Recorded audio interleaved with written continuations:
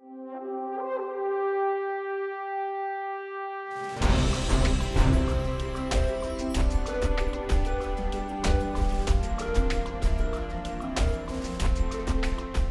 one thing about Jack, through all the years I've known him, is his love and passion for animals.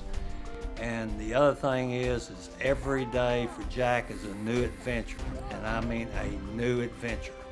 That love of animals has taken wildlife expert Jack Hanna to exotic locations all around the world. As director, Jack transformed the Columbus, Ohio Zoo into a modern zoo that's a leader in animal conservation. He frequently appears on national television programs, as well as his own syndicated shows. And he's a native Knoxvillian who spent his formative years in then rural West Knoxville. But one of the most visible images I have still in my head would be turning off Kingston Pike onto Ebenezer and pulling into the Hanna's driveway. They had this manicured yard, creek going through the side of it, these magnificent hardwoods going up the hill, the house set up on a rise. It wasn't pretentious, it was just a neat, comfortable, live-in type of place. The family farm was named Booja Sioux for Brother Bush, Jack, and Sister Sue. Even at that time, this is a young age, Jack had his animal kingdom behind the house, where all of us at one time or another have got dogs or cats. Jack had a kingdom. He had horses, he had goats. He had more rabbits than I've ever seen in my life. Everything known to mankind, he had. And there were so many rabbits that his dad was going to let them loose, or no, he was going to cook them or something to eat. So Dad got so upset and let them all loose, and so supposedly to this day there's now white rabbits on Ebenezer roads. I think he ended up populating all of West Knox County with rabbits. The genesis for Jack, the zookeeper, began when he worked for Dr. Warren Roberts, the veterinarian for the Knoxville Zoo. He worked for a veterinarian from the time he was about 11 till 16, every single day in the summertime.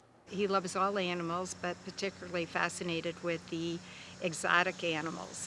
That fascination worked well for Jack when he became the director of the Central Florida Zoo in Sanford, Florida. It was there that Jack worked closely with Stan Brock of Wild Kingdom fame.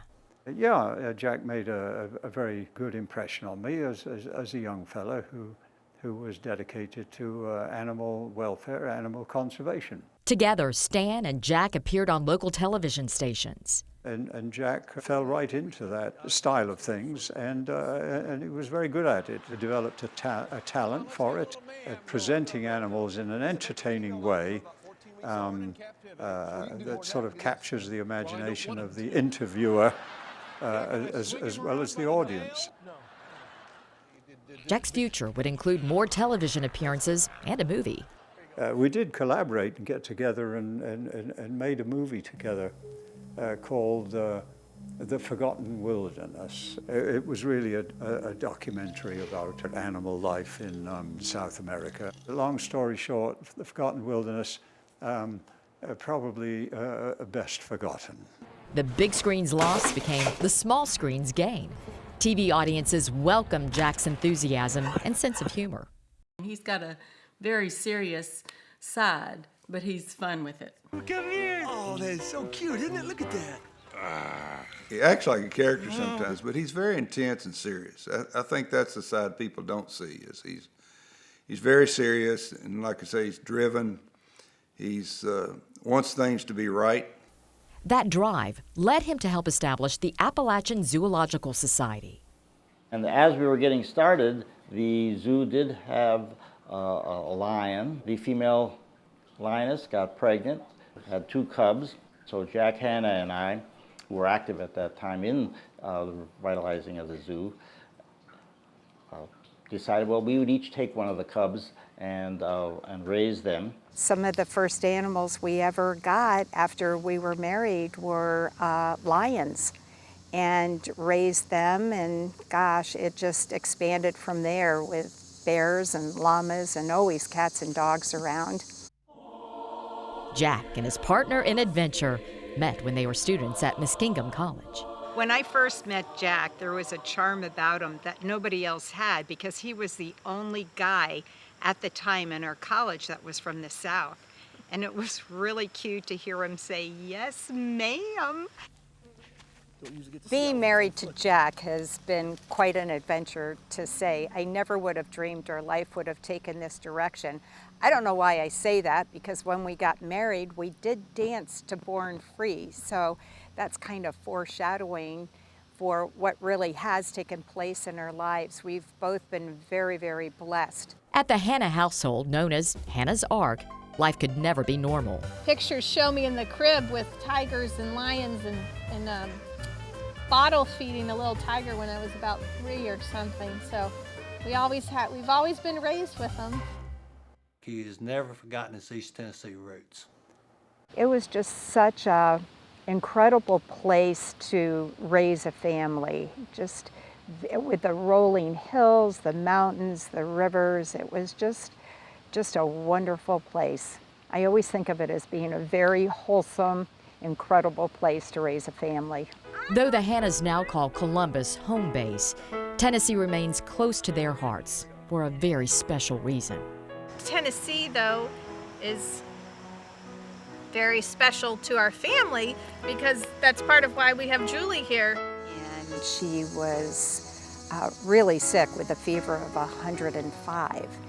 And we rushed her to the hospital, and they said, Julie has acute lymphocytic leukemia, and the place she needs to go is St. Jude's. And at the time, there were about 12 patients on my floor, and only 2 survived. I was one of the 2. So very, very fortunate. I am here today. Thanks to St. Jude's for giving me definitely a second chance at life. It's been exciting to see him carry the true volunteer spirit all over the world. That spirit is nowhere more evident than his work in Rwanda. He went to Rwanda in the early, mid-'80s and to try to figure out a way to save the silverback gorilla. But when he got over there, he really fell in love with the people.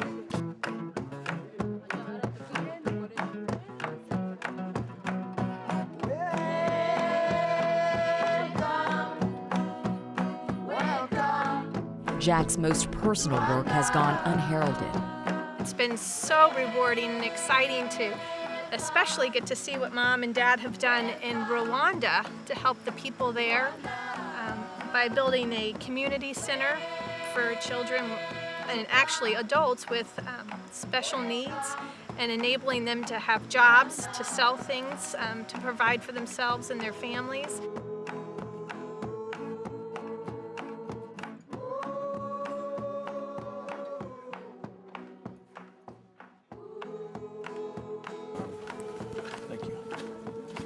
Thank you very much.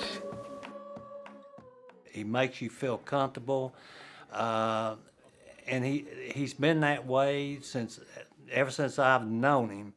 That he's just true to his character. You can shake his hand, and Jack is what you get. This is the greatest day of my life. As Director Emeritus of the Columbus Zoo, Jack continues to entertain audiences on TV and in personal appearances while educating about animal conservation. Things like what Jack does contributes a considerable educational value to the public. It captures the imagination of those young people at an impressionable age. Jack, you've done well. Through triumph and tragedy, Jack remains rooted in family. Family is very, very important to Jack, and that's really the foundation of our world. It all starts with family. When I think of Jack, this saying really applies, that you make a living by what you get, but you make a life by what you give. And Jack really, really has given his life to trying to make this a better world, not only for people, but of course his beloved animals. Not much more you can say than that.